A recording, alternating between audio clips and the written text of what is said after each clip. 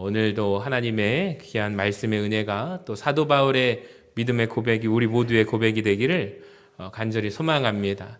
오늘 우리가 21장 13절 14절을 읽었지만 사실 21장 처음 1절부터 4절 말씀을 보시면 여러 가지 지역 지명들이 나오거든요.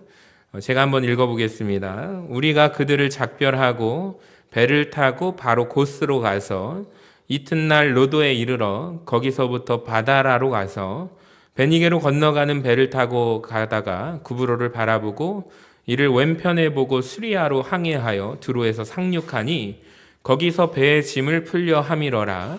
제자들을 찾아 거기에서 이레를 머물더니. 자, 이렇게 되어 있습니다. 노란색으로 표시된 곳이 지명이거든요. 한꺼번에 많은 지명이 쏟아져 나옵니다.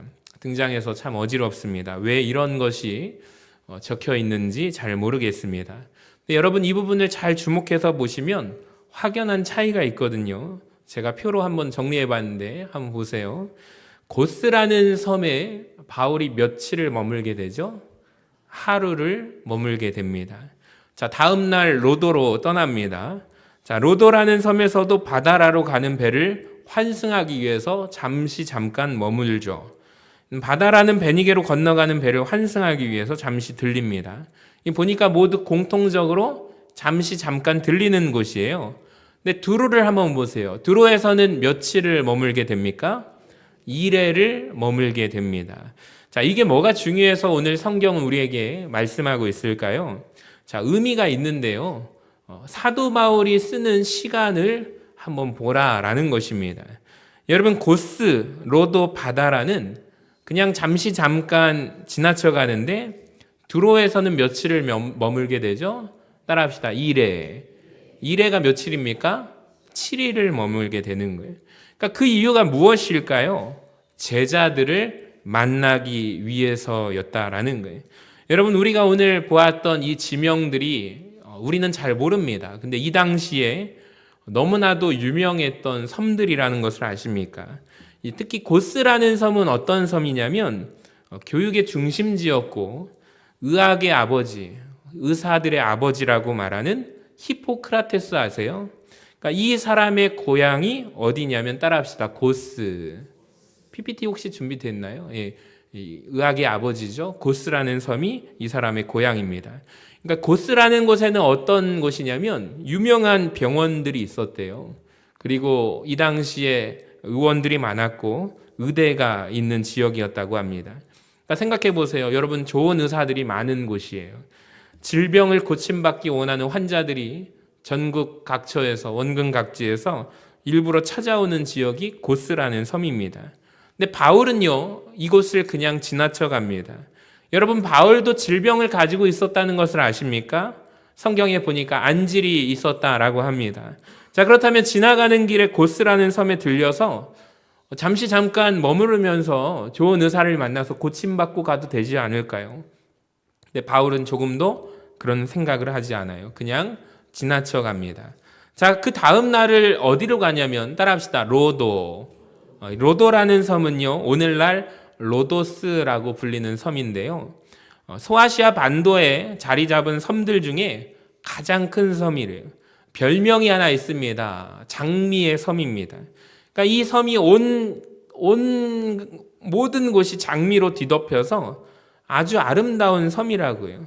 그러니까 그 당시에 대표적인 관광지였죠. 또 이 섬의 로도스에는 무엇이 있냐면 거대한 조각상이 있거든요. 헬리오스 콜로서스라고 하는 이 조각상의 높이가 무려 36m나 되는 건축물로 태양신 헬리오스의 건축물인데 이 동상이 이 당시에 에베소에 있었던 아데미 신전과 더불어서 고대 7대 불가사의 중에 하나로 꼽힐 정도로 아주 거대한 건축물이 있는 섬이 어디라고요? 로도스라는 곳입니다. 그러니까 한마디로 누구나 꼭 가봐야 할 관광지였습니다. 누구나 그곳에 한번 가서 구경해 보고 싶은 곳이었습니다. 근데 바울을 보세요. 관심이 있습니까? 없습니까? 없습니다. 그냥 지나쳐서 가죠. 자, 대신 바다라를 갑니다. 자, 여기를 보시면 오래 머물지 않는데요. 이 도시가 어느 곳이냐면 무역 항구입니다. 그러니까 가장 이 당시에 번화한 도시가 바다라였대요. 볼거리가 많고 즐길 거리가 많은 항구 도시입니다. 근데 사도 바울은 여기에서도 조금도 지체하지 않아요. 그는 서두르고 있는 모습이 나옵니다. 왜 서두르게 될까요? 사도행전 20장 16절을 보세요. 같이 한번 읽어봅니다. 시작. 이는 될 수 있는 대로 오순절 안에 예루살렘에 이르려고 급히 가미러라. 그러니까 사도 바울이 지금 급하게 여정을 소화하고 있습니다. 너무 바쁜 일정을 소화합니다. 근데 이렇게 모든 것을 지나치고 있는 사도 바울이 이례적으로 어디에서 오래 머물게 되죠? 두로라는 곳에서는 7일을 머무르게 되는 거예요. 자, 그 이유를 성경이 뭐라고 말하냐면 왜 그렇게 오래 머물렀을까요? 제자들을 찾아서 만나기 위해서다라고 말씀하고 있습니다.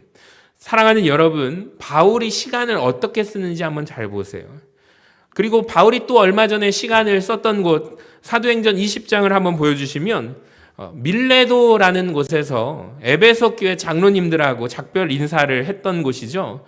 사도 바울이 밀레도에서 에베소 교회 장로님들을 청했다라는 말이 나옵니다. 여러분 한번 생각해 보시기 바랍니다. 이 당시에 밀레도에 있는 바울이 에베소로 사람을 보내야 하겠죠. 초청을 해야 되니까요. 자, 그러면은 에베소 교회 장로님들이 찾아오기까지 기다려야 하겠죠. 그러니까 바울이 시간을 많이 지체합니다.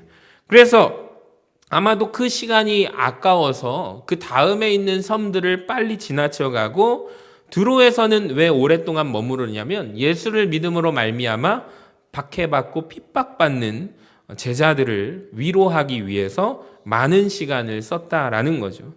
여러분, 이것을 통해서 우리는 무엇을 알 수 있냐면 사랑한다라는 것은요. 여러분, 제가 보기에 사랑하는 것은 시간을, 마음을 아낌없이 쓰는 것이라고 생각을 합니다. 사랑하는 대상, 사랑하는 사람에게 쓰는 시간을 아까워하지 않는 것이죠.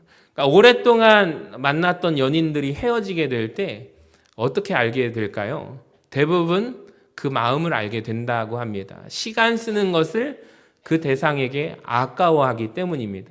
그러니까 예전에는 그렇지 않았는데 오랜 시간을 함께 보내도 순식간에 지나갔는데 이제는 마음이 식어버리면 어떻게 돼요?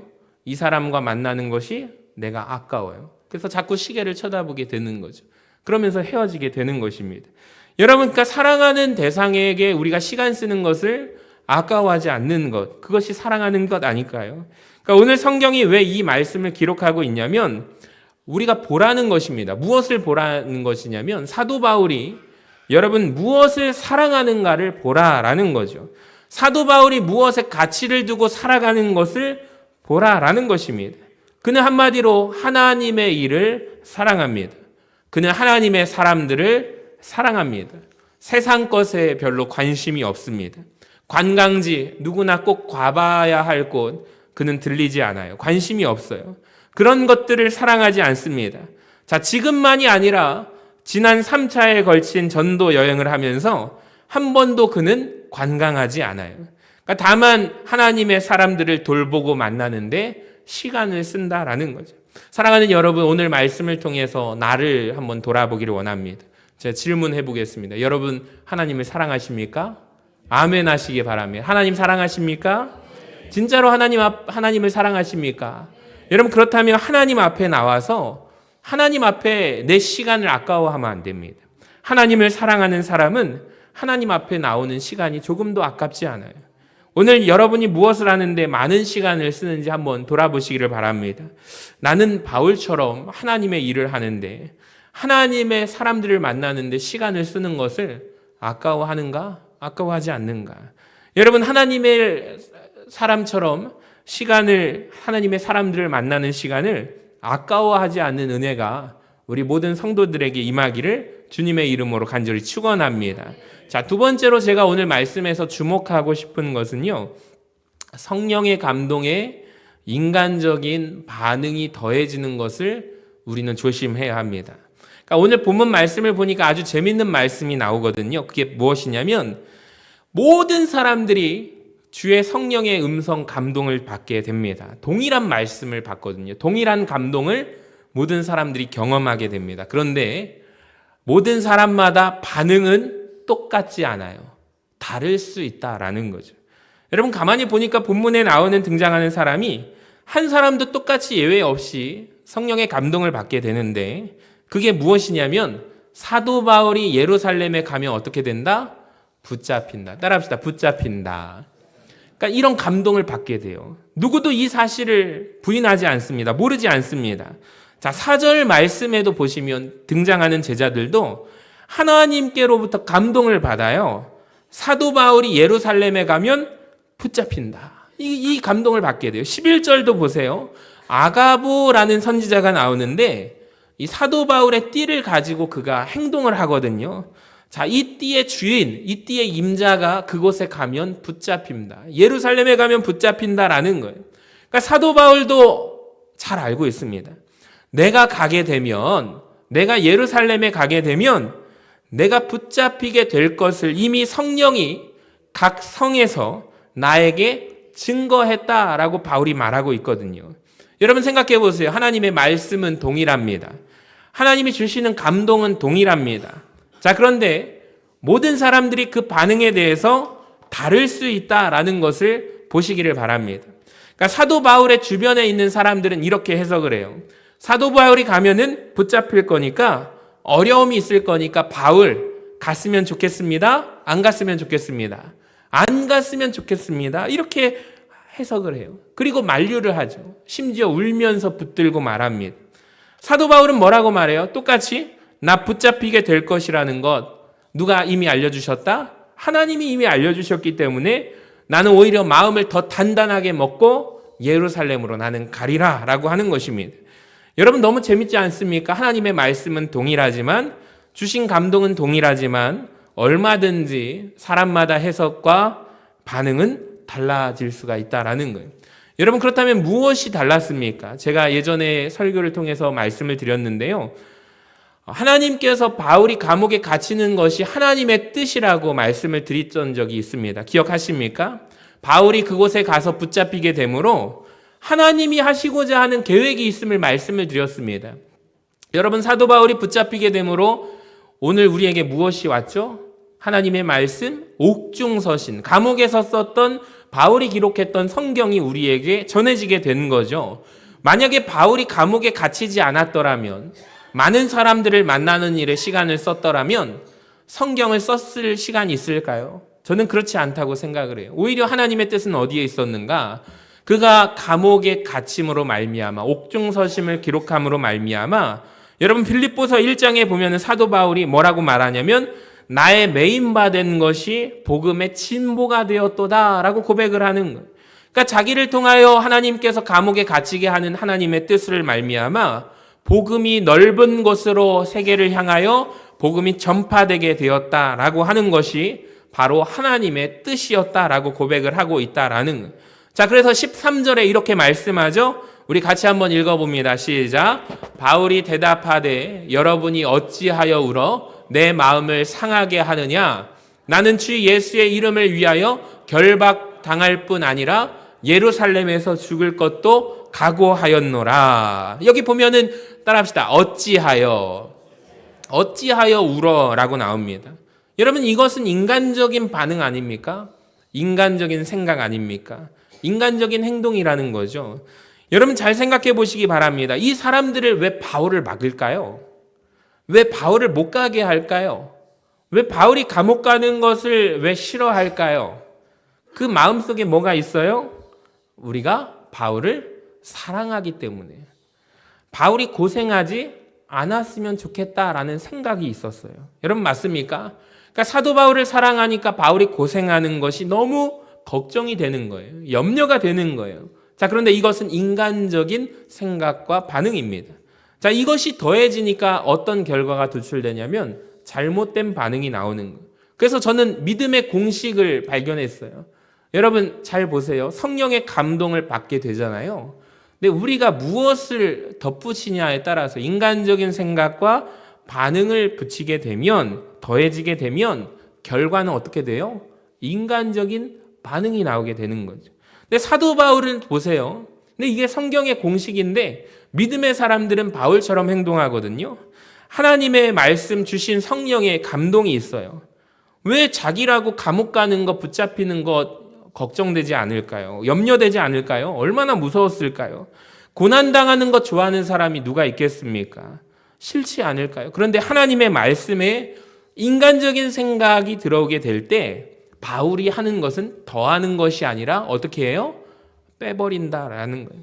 자, 그렇다면 무엇이 남게 될까요? 하나님이 주시는 감동을 받았지만 인간적인 것을 빼버리면은 무엇이 남아요? 순종이 남는다라는 것입니다. 여러분, 이 공식을 꼭 기억하시는 저와 여러분 되시기를 바랍니다. 그러니까 말씀이 주어지는 것이 중요한 것 같잖아요. 하나님이 주시는 감동이 중요한 것 같잖아요. 그런데 거기에다가 인간적인 반응과 생각을 더하게 되면 어떻게 되냐면 잘못된 반응이 나올 수 있다라는 것입니다. 여러분, 하나님이 주신 말씀에 인간적인 염려와 생각을 빼버리는 우리가 되기를 주님의 이름으로 간절히 축원합니다. 사실 이 말씀은요, 이 공식은요, 우리가 매일 살아가는 일상 속에 벌어지는 일들 아닙니까? 여러분, 이 믿음의 공식을 꼭 기억하시기를 바랍니다. TV가 꺼졌거든요. TV를 켜주시기 바랍니다. 이 베드로의 문제가 무엇이냐면 어느 날 예수님께서 베드로에게 말씀하시거든요. 베드로에게 감동도 아니라 직접 대면해서 주님이 베드로에게 말씀하셨어요. 뭐라고 하시죠? 나는 곧 십자가에 달려 죽을 것이다 라고 말합니다. 하나님의 분명한 말씀을 주님께서 전하시죠. 자, 그런데 거기에다가 베드로가 뭘 붙여요? 인간적인 염려. 주님을 너무 사랑하니까, 스승님을 너무 사랑하니까 그건 일어나서도 안 되고 안 됩니다. 제가 막을 겁니다 라고 반대하지 않습니까? 자, 베드로가 예수님이 십자가에 못 박힌다라는 명백한 말씀에 자기 생각을 보태버렸어요. 자기 인간적인 염려를 보태버렸어요. 스승님, 절대로 그런 일은 일어나서는 안 됩니다. 자, 그랬더니 예수님이 뭐라고 꾸짖죠? 사탄아, 내 뒤로 물러가라 라고 말씀하십니다. 여러분, 하나님의 말씀에 인간적인 생각을 붙이게 되면 잘못된 반응을 하게 된다라는 거예요. 여러분, 오늘 말씀을 잘 보시기 바랍니다. 14절 보세요. 우리 같이 읽어봐요. 시작. 그가 권함을 받지 아니하므로 우리가 주의 뜻대로 이루어지이다 하고 그쳤노라. 아멘. 여러분, 말씀이 중요합니다. 제자들이 인간적인 생각, 반응을 빼버리게 되죠. 아, 하나님이 가라고 하시는구나. 인간적인 염려가 있잖아요. 바울을 사랑하기 때문에 걱정하는 것들이 있잖아요. 그걸 빼버립니다. 그럼 뭐가 남을까요? 주님의 뜻이 남게 되는 거예요. 할렐루야. 다시 공식을 한번 보여주세요. 하나님의 감동에 인간적인 생각과 방법이 적용되면 잘못된 해석과 방법이 남지만, 하나님의 감동에 인간적인 염려와 생각을 빼버리게 되면 여러분, 뭐가 남게 돼요? 담대한 순종과 주님의 뜻이 남게 된다라는 거예요. 여러분, 성경의 모든 것이 이렇습니다. 모세 이야기를 한번 해볼게요. 우리 새벽마다 신명기 말씀을 보고 있는데, 신명기에 보면은 이런 부분이 나오죠. 모세에게 어느 날 하나님의 감동이 임하게 됩니다. 하나님께서 뭐라고 하시냐면, 너는 가나안 땅에 들어갈 수 있다 없다? 없다라고 말씀을 하셔요. 여러분, 그거 아세요? 모세가 왜 약속의 땅, 젖과 꿀이 흐르는 가나안 땅에 못 들어간지 아십니까? 하나님이 못 들어간다라고 말씀해요. 처음에 모세가 인간적인 생각과 반응으로 하나님께 간곡히 부탁하죠. 하나님, 저도 약속의 땅, 가나안 땅을 들어가고 싶어요. 저도 좀 들어가게 해주시면 안 될까요? 라고 질문을 합니다. 자, 하나님이 이 질문에 대해서 좋아하지 않으십니다. 책망하십니다. 성경 말씀에 뭐라고 하냐면, 하나님이 너 다시는 이것 가지고 나에게 말하지 말라, 질문하지 말아라 라고 말을 하십니다. 모세가 처음에 잘못된 반응을 가지고 나아가다가 그 생각, 그 말씀을 듣고 인간적인 생각을 빼버리게 되죠. 그리고 하나님의 뜻대로 하겠습니다 라고 하게 됩니다. 그래서 결국에 무엇이 일어나냐면 하나님의 뜻이 이루어지게 되는 거예요. 그러니까 신명기가 약속의 땅에 들어가기 전에 모세가 들어가요, 못 들어가요? 못 들어가잖아요. 못 들어가니까 하나님의 말씀을 출애굽기 때부터 받았던 율법이 있잖아요. 설명을 해주는 거예요. 그러니까 모세가 죽고 난 후에 하나님의 말씀, 율법만 그 땅에 들어가는 거예요. 그렇죠. 여호수아를 통해서 요단을 건넌 다음에 여리고 전투, 아이성 전투, 가나안 땅 정복 사건이 계속해서 나오게 되는 거죠. 여러분, 잘 기억하시기 바랍니다. 만약에 모세가요, 가나안 땅의 약속의 땅에 들어갔다면 어떤 일이 일어날까요? 모세는 카리스마 있는 지도자거든요. 엄청난 광야 생활 40년 여정 가운데 모세라는 인물이 위대하거든요. 근데 모세가 만약에 가나안 땅까지 들어가면 모세는 신이 됩니다. 하나님이 보일까요? 안 보일까요? 안 보이게 되는 거예요. 그러니까 모세가 들어가는 것은 하나님의 뜻이 아니에요. 모세가 못 들어가는 대신 모세를 통하여 전달받은 하나님의 말씀, 율법을 가르치게 하고 요단 건너가기 전까지 마지막 캠프, 광야 생활을 했던 마지막 지점에서 신명기의 말씀이 하나님 잔소리거든요. 우리 부모님들이 자녀들 양육할 때 잔소리 하잖아요. 저 잔소리 자녀들한테 많이 할까요? 안 할까요? 우리 애들이 아빠는 왜 이렇게 잔소리를 많이 해? 그렇게 얘기를 해요. 저도 잔소리해요. 자녀들이 염려되니까 중요하니까 잔소리를 하는 거예요. 하나님도 마찬가지예요. 하나님도 잔소리를 하세요. 그러니까 모세를 통하여 하시는 거예요. 그러니까 모세가 얼마나 걱정되겠어요. 자기는 비스가 산꼭대기에서 하나님 저 들어갈 수 있습니까? 넌 못 들어간다. 대신 너에게 그 땅을 보여주마 하고 보여주잖아요. 그때 볼 때 바람소리 딱 앞에 눈에 보이는 약속의 땅 가나안을 바라보면서 저 땅이 우리가 40년간 고생했던 그곳이구나. 약속의 땅이구나. 모세는 그것을 바라보고 내려왔을 때 이제 얼마나 마음이 급해요. 내가 남은 시간이 얼마 안 남았는데 나는 못 들어가는데 나는 죽지만 하나님의 말씀을 자녀들에게 가르쳐 주는 것이죠. 여러분, 하나님의 말씀에 인간적인 반응을 하면 잘못된 결과가 나오지만 하나님 말씀에 우리 것을 빼버리면 순종이 남습니다. 여러분, 이것을 공식을 잘 기억하시기를 바랍니다. 세 번째, 오늘 본문을 통해서 집중하고 싶은 것은 두 사람의 만남인데 이 만남은 첫 만남이 아니라 구면입니다. 다시 재회하는 만남이거든요. 여러분, 이 두 사람 바울하고요. 누가 만나요? 따라합시다. 빌립 집사님이 만나게 돼요. 사도행전 8장에 보면은 바울이 사울이었을 때, 청년 사울일 때 혈기가 아주 가득해가지고 스데반을 죽이지 않습니까? 스데반을 죽이는 현장에 사울이 있었습니까? 없었습니까? 있었어요. 자, 8장 1절에 보시면 그가 스데반이 죽임당함을 사울이 마땅히 여겼대요. 여러분, 그날에 예루살렘에 큰 박해가 있었습니다. 3절을 보시면 청년 사울이 교회를 잔멸합니다. 각 집에 들어가서 남녀를 끌어다가 감옥에 넘기는 사건들이 일어나게 되자, 박해가 일어나자 예수 믿는 사람들이 예루살렘을 떠나죠. 흩어지게 됩니다. 자, 흩어진 사람들이 두루 다니며 복음의 말씀을 전할세. 자, 그 중에 한 명 누가요? 빌립 집사님이 사마리아 성에 내려가 복음을 전하죠. 아, 빌립 집사님과 청년 사울은 예전에 만난 적이 있는 구면입니다. 여러분, 청년 사울이 스데반을 죽이는 현장에 그가 있었습니다. 자, 스데반 죽임당함을 마땅히 여길 때 빌립도 있었습니다. 사울이 예수 믿는 사람들을 핍박할 때, 잡아 죽일 때 빌립은 그것을 피하죠. 사마리아로 돌아가고 우리가 잘 아는 에디오피아 내시를 잠깐 만났다가 그 다음에 빌립 집사님이 어떤 행보를 보이냐면 가이사랴라는 지역으로 이주해서 지금까지 살고 있는 거예요. 정확한 시점은 20년인지 30년인지 잘 모릅니다. 근데 여러분, 우리가 20년이든 30년이든 시간이 꽤 지났잖아요. 여러분, 20년이라고 가정해 본다면 빌립 집사님이 기억하던 청년 사울의 모습은 어떤 모습입니까? 예수 믿던 사람들을 핍박하여 죽이는 핍박자, 박해자였습니다. 근데 이런 사람이 예수 믿을 것이라고 상상했을까요? 여러분, 그런데 사울이 바울이 되어서 예수 믿는 자가 되어서 20년 만에 이 두 사람이 재회하게 되었습니다. 완전히 이제 그는 다른 사람입니다. 예전에 청년 사울이었을 때는 예수 믿는 자를 박해하여 그런데 그런 삶을 살았지만 지금은 예수를 위하여 박해했던 자기가 예수님을 위하여 목숨까지 걸고 죽기를 각오한 자가 되었습니다. 할렐루야. 여러분, 이 두 사람이 오랜만에 재회했잖아요. 20년 만에 재회했을 때 어떤 대화가 했을까요? 상상해 보았을 때 저는 꼭 이야기를 했을 것 같아요. 누구 얘기요? 스데반 집사님 얘기를 했을 거라고 저는 생각을 합니다. 스데반이 죽어가면서 하나님 앞에 기도하죠. 주님, 저들은 용서해 주시라고. 자기가 무슨 일을 하는지 알지 못한다고. 스데반 집사님이 그렇게 기도하더니 기도의 열매가 당신이었군요. 당신이 이렇게 변화되었네요. 라고 말하지 않습니까?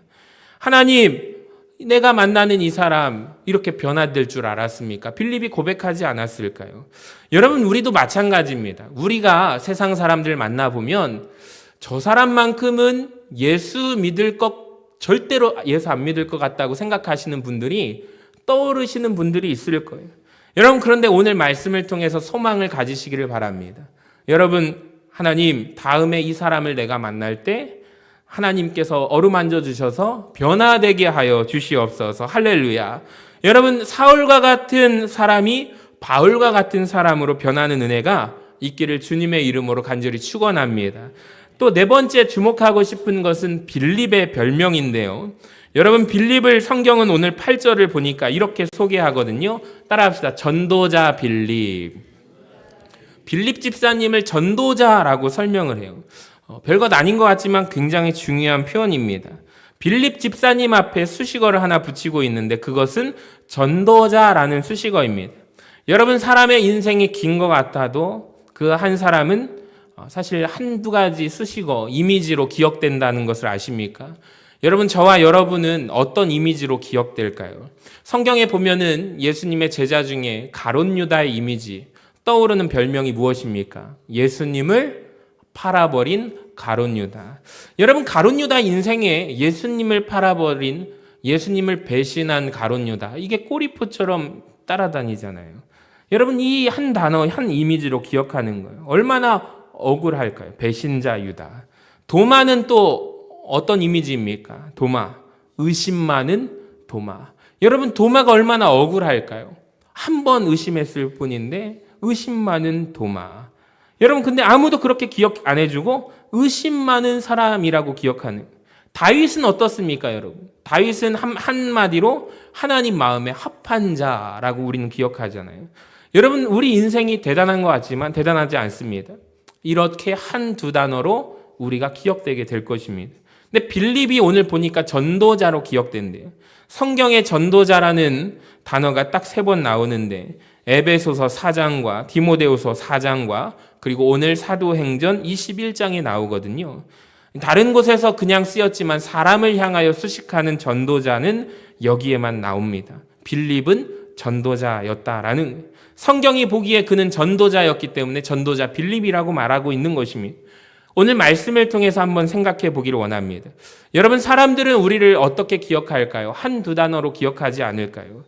여러분, 우리 교회에서 사역하시다가 신앙생활 하시다가 주님 나라 부르심을 받을 때 여러분, 우리 성도들이 어떻게 기억되기를 원하십니까? 저는 바라기는 여러분을 하나님의 사람으로 기억되기를 축복합니다. 특별히 빌립은 전도자였습니다. 9절이 참 귀한데요. 9절 말씀 같이 읽어봐요. 시작. 그에게 딸 넷이 있으니 처녀로 예언하는 자라. 굉장히 중요하거든요. 빌립이 전도자잖아요. 공간적으로 복음 전하는 선교사였지만 더 중요한 것은 그는 시간적으로 선교사였다라는 거예요. 여러분, 그의 4명의 딸이 다 성령 충만한 자였다라는 거예요. 여러분, 만약에 빌립을 소개하면서 그는 전도자였는데 그 4명의 딸은 다 불신자였다, 하나님을 모르는 사람이었다, 성경에 나오면 여러분, 전도자 빌립이 무슨 의미가 있겠습니까? 그러니까 우리가 땅끝까지 다 가지 못해도, 공간적인 선교사로 부름받지 못했어도 저와 여러분은 다 시간적인 선교사로 부름받았다라는 것을 아십니까? 자녀들에게 세대에서 세대로 복음 전하는 은혜가 있기를 주님의 이름으로 간절히 축원합니다. 19세기에 세계 선교를 주도했던 나라 중에 영국이라는 나라가 있습니다. 영국이 세계 선교사 파송국가 1위였거든요. 근데 지금 현재 매주 교회 가는 인원이 3%도 안 된다고 해요. 그러니까 19세기 내내 전 세계적으로 공간적으로 많이 선교사를 파송했던 나라가 이제는 복음 세대에서 세대로 전달되지 않았어요. 영국은 어떻게 됐습니까? 망했습니다. 여러분, 공간적인 선교사 굉장히 위대한 것 같지만 아닙니다. 시간적인 선교사도 위대합니다. 하나님께서 주신 자녀들에게 복음이 전해지는 우리 전도자가 되기를 주님의 이름으로 간절히 축원합니다. 자, 마지막으로 한 가지만 말씀드리고 설교를 마치겠습니다. 13절에 보시면 우리 노란 글씨만 읽어볼까요? 시작. 나는 주 예수의 이름을 위하여. 여기에서 가장 강조점이 나는 주 예수의 이름을 위하여라는 표현이 있습니다. 여러분, 사도 바울이 그동안 우리가 1차, 2차, 3차 전도 여행을 보면서 열심히 사역한 거 모르는 사람 아무도 없습니다. 너무너무 열심히 사역하고 있습니다. 근데 여러분, 우리가 사도 바울의 열심을 본받자 여기에 초점을 맞춰서는 안 됩니다. 열심히 사역한 것보다 더 중요한 게 있는데 마음의 동기가 더 중요하다는 것을 아십니까? 그가 열심히 사역하게 된 마음의 동기가 무엇인가? 따라합시다. 예수의 이름을 위해서. 여러분, 너무너무 열심히 사역했지만 그 배후에 예수 이름을 위해서가 아니라 나의 이름을 높이기 위해서 열심히 했다면 앞에 열심은 다 빛을 잃어버리기 때문입니다. 여러분, 잘 보시기 바랍니다. 오늘 말씀을 통해서 사도 바울이 열심히 사역한 것만 기억하지 마시고 사도 바울이 왜 열심히 사역했는가를 보시기를 바랍니다. 여러분, 우리가 많이 속는 게 뭐냐면 교회에서 봉사 열심히 하잖아요. 열심히 사역하고 충성봉사하는 것 우리가 귀해 보입니다. 근데 여러분, 귀하지 않을 수도 있습니다. 마음에 그 사람의 사역을 하는 마음의 동기가 예수 이름이 아니라 내 이름을 드러내기 위해서라면, 나를 알아주는 것이 목적이라면 그건 사역이 귀하지 않을 수도 있습니다. 여러분, 오늘 말씀 굉장히 중요하거든요. 여러분, 정말로 예수 이름을 위해서 사역하십니까? 아멘으로 한번 크게 대답합시다. 예수 이름으로 사역하십니까? 여러분, 예수의 이름을 가지고 사역하시기를 주님의 이름으로 간절히 축원합니다. 정말 예수의 이름을 가지고 사역을 하면요, 교회 일하면서 다툴 필요 있을까요? 없죠. 싸울 필요 있을까요? 없습니다. 근데 왜 다툴까요? 그 안에 내가 들어가 있기 때문입니다. 내 생각과 다르기 때문에, 내 기준과 다르기 때문에, 내 기분 나쁘다 이것입니다. 여러분, 근데 이것은 예수 이름을 위해서 사역하는 것이 아니기 때문입니다. 여러분, 내 이름이 드러나지 않더라도 예수님 이름 드러나면 더 좋은 것 아닙니까? 여러분, 그때 더 참으면 되는 것 아닙니까? 그러니까 제가 항상 그때 이후로 많은 생각을 하게 됐거든요. 그래서 그 기도 중에 하나가 하나님, 오래 참고 인내하는 자 되게 하옵소서. 제가 지난번에 얘기했잖아요. 인내의 열매가 뭐라고요? 예수님의 성품의 열매를 맺게 된다라고 하잖아요. 그러니까 예수님의 성품을 닮아가는 자 되게 하옵소서. 오래 참으면 세상에서는 저 사람 바보야, 저 사람 너무 순진해, 막 그렇게 무시하잖아요. 아닙니다. 온유하고 오래 참고 인내하면 예수님의 성품을 닮아가는 것입니다. 예수님이 나보다 더 드러나면 기분 나쁠 일이 있습니까? 없습니까? 없는 거예요. 딱 한 가지 예외가 있는데, 여러분, 가끔 부모님들에게 자녀를 칭찬하잖아요. 그럼 부모님들은요, 자녀를 더 칭찬하면 집사님보다 자녀가 훨씬 나은 것 같아요, 이런 말을 하잖아요. 그럼 화를 안 내시고요, 다 기뻐하세요. 왜 그럴까요? 자녀를 더 사랑하기 때문에. 예수님도 마찬가지 아니에요? 나보다 예수님을 더 사랑하면, 내 이름보다 예수님이 높아지면 뭐가 되었던 간에 내 이름이 나타나지 않고 서운할 일이 없는, 예수님만 드러나면 되는 거거든요. 근데 내 이름 하나 빠지면 왜 이렇게 기분이 나쁩니까? 내가 내 이름을 위해서 사역하기 때문이 아닙니까? 그러니까 오늘 말씀이 저와 여러분을 찌르기를 원합니다. 사도 바울처럼 열심히 사역하자가 목적이 아니라, 따라합시다. 사도 바울처럼 예수 이름 위하여 사역합시다. 여러분, 사도 바울처럼 예수 이름을 위하여 신앙생활 합시다. 지난주에 사도 바울의 뒷모습, 나의 뒷모습, 누가 드러나기를? 예수님이 드러나기를. 내가 걸어온 이 길에 예수님의 흔적이 남기를. 여러분, 그 이름 남기기를 소망합니다. 그러니까 사도 바울이 오직 예수 이름을 위하여 살아났습니다. 여러분, 우리는 너무 내 이름이 드러나기를 원하지 않습니까? 여러분, 이 서운한 마음이 있다면 오늘 말씀을 통해서 돌아보는 은혜가 있기를 주님의 이름으로 간절히 축원합니다.